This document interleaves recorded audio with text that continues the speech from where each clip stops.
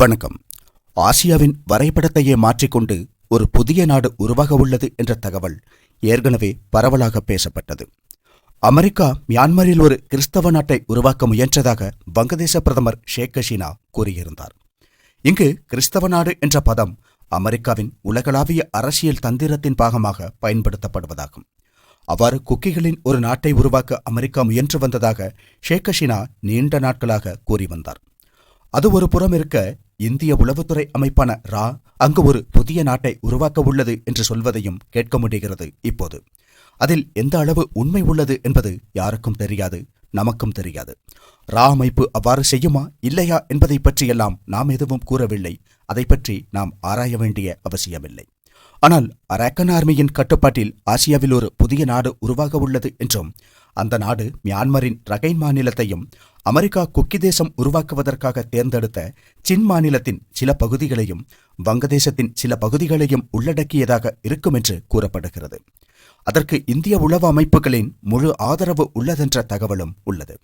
4 ஆண்டுகள் நீண்ட அரக்கன் ஆர்மியின் தொடர் போராட்டத்தின் மூலம் மியான்மர் இராணுவத்தை ரகைன் மாநிலத்தில் இருந்து முழுமையாகவும் சின் மாநிலத்தின் சில பகுதிகளில் இருந்தும் விரட்டியடிக்க முடிந்துள்ளது.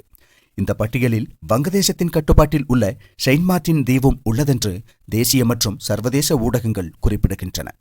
புவிசார் அரசியலில் மிகப்பெரிய மாற்றங்களை ஏற்படுத்தப் போகும் சில சம்பவங்களை காண முடிகிறது. இதில் புத்த மதத்தினர் அதிக அளவில் உள்ள ஒரு ஆயுத குழுவாகும் அரக்கன் ஆர்மி.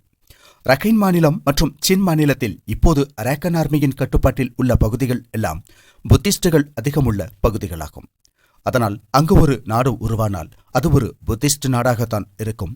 அப்படியாகும்போது அங்கு இந்தியாவிற்கு மிகுந்த முக்கியத்துவம் இருக்கும். சீனாவும் நிச்சயம் அங்கு தலையிட முயற்சிக்கும். ஏற்கனவே அரக்கன் ஆர்மியுடன் உடன்படிக்கைகளை ஏற்படுத்த முயன்றது சீனா. ஆனால் அது பகைமையாகவே முடிந்தது.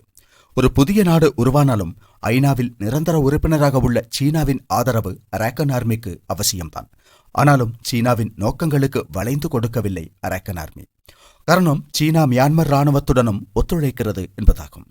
இந்தியாவின் ரா அமைப்பு அரக்கன் ஆர்மிக்கு ஆயுதங்கள், சீருடைகள், கவச வாகனங்கள் மற்றும் பண உதவி உட்பட பல உதவிகளை செய்வதாக குற்றச்சாட்டுகள் முன்வைக்கப்படுகின்றன. ரா அதை செய்கிறதா இல்லையா என்பது நமக்கு தெரியாது. நமது உளவு அமைப்பு அதையெல்லாம் செய்கிறது என்று நாம் சொல்லவும் முடியாது. என்னவானாலும் அரக்கன் ஆர்மிக்கு இந்தியா மீது சிறிது பாசம் உள்ளதென்று கூறலாம். அதனால்தான் மியான்மரில் இந்தியாவின் கட்டுப்பாட்டில் உள்ள துறைமுக திட்டத்திற்கு தமது ஆதரவை உறுதி செய்துள்ளது அரக்கன் ஆர்மி. மியான்மரின் ரகைன் மாநிலத்தின் வழியாக இந்தியாவின் தென்கிழக்கு மாநிலங்களுக்கான வழித்தடத்தை உருவாக்கும் ஒரு திட்டம் நடந்து வருகிறது. அந்த வழித்தடம் சின் மாநிலத்தின் ஊடாகவும் கடந்து செல்கிறது. சின் மாநிலம் குக்கிகள் அதிகமாக வசிக்கும் ஒரு பகுதியாகும். அந்த பகுதியிலும் வடகிழக்கு மாநிலங்களுக்கு செல்லும் அந்த பாதை அரக்கன் ஆர்மியின் வசமுள்ள பகுதியின் வழியாகத்தான் செல்கிறது. அதோடு ரகைன் மாநிலத்தின் எல்லையில் அமைந்துள்ள வங்கதேசத்தின் பல பகுதிகள் அரக்கன் ஆர்மியின் கட்டுப்பாட்டில் உள்ளதாக அறிய முடிகிறது. அதுபோலவே செயின்ட் மார்ட்டின் தீவிலும் அரக்கன் ஆர்மியின் செல்வாக்கு உள்ளதாக தகவல்களின் மூலம் அறிய முடிகிறது. அதனால் அரக்கன் ஆர்மி அங்கு ஒரு புதிய நாட்டை உருவாக்குவதற்கான நகர்வுகளில் ஈடுபட்டுள்ளது என்றும், அதன் பாகமாக இந்திய பிரதிநிதிகளும் அரக்கன் ஆர்மியின் பிரதிநிதிகளும் வேறு நாடுகளில் வைத்து பேச்சுவார்த்தையில் ஈடுபட்டுள்ளதாகவும் ரிப்போர்ட்டுகள் குறிப்பிடுகின்றன. அதெல்லாம் உண்மையா என்பது யாருக்கும் தெரியாது. ஆனால் அதுபோன்ற செய்திகள் வெளிவருகின்றன. என்னவானாலும் அரக்கன் ஆர்மியின் கட்டுப்பாட்டில் அங்கு ஒரு நாடு உருவானால் அது புத்திஸ்ட் நாடாக இருக்கும். அப்படியாகும்போது அந்த நாட்டை இந்தியா நிச்சயம் ஆதரிக்கும். காரணம், அங்கு அந்த அளவு முக்கியமான நோக்கங்களை கொண்டுள்ளது பாரதம். அதோடு அமெரிக்காவின் செயின்ட் மார்ட்டின் தீவில் ஒரு தளம் என்ற கனவு பலிக்காமல் போகும். இந்தியாவின் ஆதரவில்லாமல் அமெரிக்காவால் செயின்ட் மார்ட்டின் தீவில் ஒருபோதும் ஒரு தளத்தை உருவாக்க முடியாது. தொழில்நுட்ப பரிமாற்றம் உட்பட இந்தியா என்ன கேட்டாலும் கொடுக்க வேண்டிய கட்டாயத்திற்குள்ளாகும் அமெரிக்கா. அப்போது இந்திய துணைக்கண்டத்திலும் வங்கக்கடலிலும் இந்தியா அதன் செல்வாக்கை தக்க வைத்துள்ளது, ஆதிக்க நிலையை நேடியுள்ளது. அரக்கன் ஆர்மியின் முன்னேற்றமும் அதன் பின்னில் இந்தியாவின் ஆதரவுள்ளது என்ற வாதமும் உண்மையாக இருந்தால் அதை இந்தியாவின் மிகப்பெரிய மூலோபாய வெற்றியாகத்தான் பார்க்க வேண்டும். அரக்கன் ஆர்மி நிம்மதியாக ஆட்சி செய்ய வேண்டுமானால் இந்தியாவின் ஆதரவு அவர்களுக்கு அவசியமாகும். சீனாவை பொறுத்தவரை அந்த அளவு அவசியம் என்று கூட சொல்ல முடியாது. அவர்களுக்கு அண்டை நாடாக உள்ளது வங்கதேசம்தான். அங்குள்ள ரோஹிங்கியாக்களுக்கும் அரக்கன் ஆர்மிக்கும் இடையே கடுமையான போராட்டம் நிலவுகிறது. ரோஹிங்கியாக்கள் நல்லவர்கள் அல்ல. அவர்கள் பல்வேறு அத்துமீறல்களில் ஈடுபட்டுள்ளார்கள். பலரை கடத்தி சென்று பிணை கைதிகளாக வைத்துள்ளார்கள் என்றும் குற்றம் சாட்டுகிறது அரக்கன் ஆர்மி. அதனால் அரக்கன் ஆர்மி வங்கதேசத்துடன் ஒத்துப்போக வாய்ப்பில்லை.